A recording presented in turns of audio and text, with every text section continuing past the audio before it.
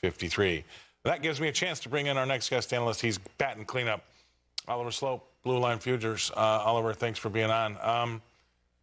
I don't know. I mean, it seems like a pretty quiet day today, that's for sure. It's really quiet. I was joking with my colleague at the desk that somebody needs to plug that corn market back in because it wasn't moving at all there for a minute. And I think the market's really probably just catching its breath. We had a really volatile start to the week, which also marked the start of a new month and a new quarter as well. So a lot of volatility kind of evening out. We've got a lot of Fed speak today, got a big jobs data tomorrow. And we're approaching such an important time of the year for the grain markets where weather becomes increasingly important going forward.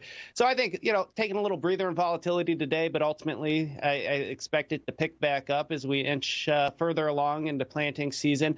Corn is interesting.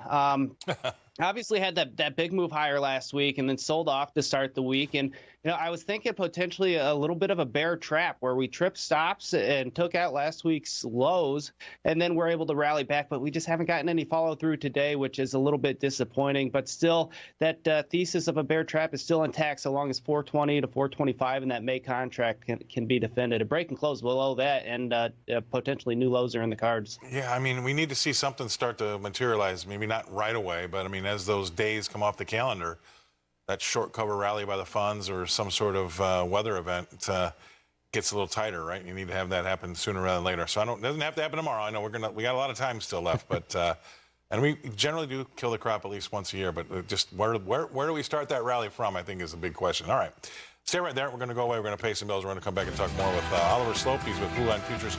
He's in Chicago. We're going to be right back after this.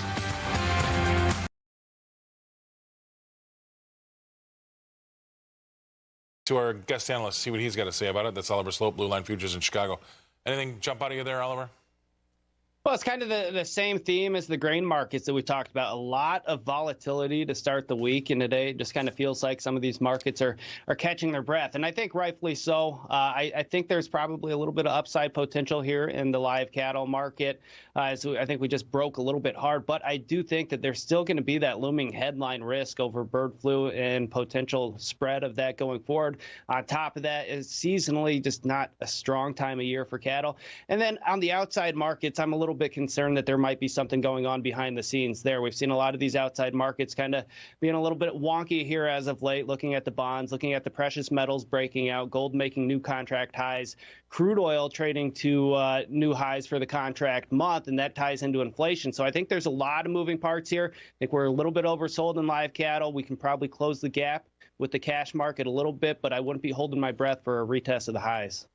Yeah, I mean, it's interesting to see how, even in the face of, I mean, we're not doing a lot of volume. I guess that helps, with an up market. But even in the face of all the stuff that's been tossed around and how volatile it's been in that cattle market, I guess I'm a little surprised to see it really holding in there as well as it has. You got 10 seconds. What do you think? Yeah, I would have thought that we'd see a bigger relief rally after being sold off so hard. The fact that there weren't buyers ready, willing, and able to step in on the back of that, and the fact that we haven't gotten that relief is a little bit of a caution flag.